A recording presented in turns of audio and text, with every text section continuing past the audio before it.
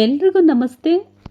S Janaki ಅವರು ಭಾರತದ ಅತ್ಯಂತ ಪ್ರಸಿದ್ಧ ಹಿನ್ನೆಲೆ ಗಾಯಕಿಯರಲ್ಲಿ ಒಬ್ಬರು. ಅವರನ್ನು ಪ್ರೀತಿಯಿಂದ ಗಾನಕೋಗಿಲೆ ಎಂದು ಕರೆಯಲಾಗ್ತಿತ್ತು.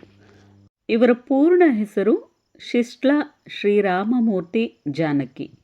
ಇವರು 23 ಏಪ್ರಿಲ್ 1938 ಆಂಧ್ರ ಪ್ರದೇಶದಲ್ಲಿ ಜನಿಸಿದರು. ಸೊ ವೃತ್ತಿಪರ ಅಂತ ನೋಡೋದಾದರೆ ಅದ್ಭುತವಾಗಿ ಹಿನ್ನೆಲೆ ಗಾಯಕಿ ಅಂತ ಹೇಳ್ಬೋದು. ತುಂಬ ಚೆನ್ನಾಗಿ ಹಾಡನ್ನ ಹಾಡ್ತಾರೆ.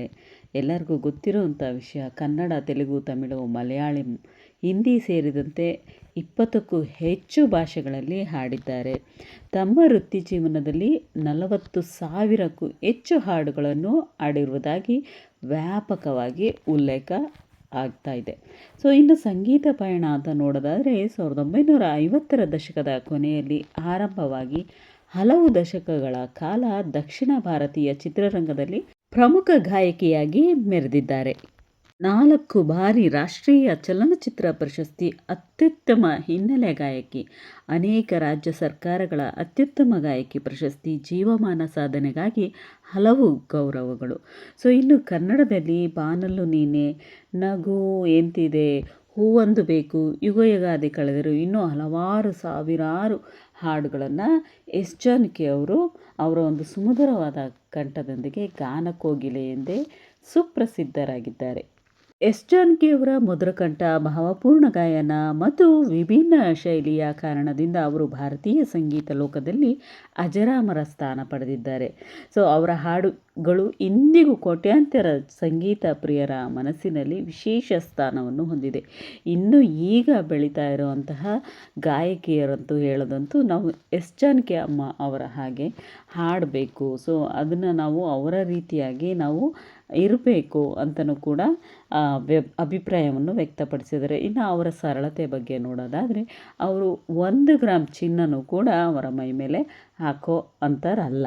ಇನ್ನು 2026ರ ಜನವರಿಯಲ್ಲಿ ಅವರಿಗೆ ದೊಡ್ಡ ವೈಯಕ್ತಿಕ ದುಃಖ ಸಂಭವಿಸಿತು. ಅವರ ಏಕೈಕ ಪುತ್ರ ಮುರಳೀಕೃಷ್ಣ ಅವರು ಹೃದಯ ಸಂಬಂಧಿತ ಸಮಸ್ಯೆಯಿಂದ ನಿಧನರಾಗಿದ್ದರು.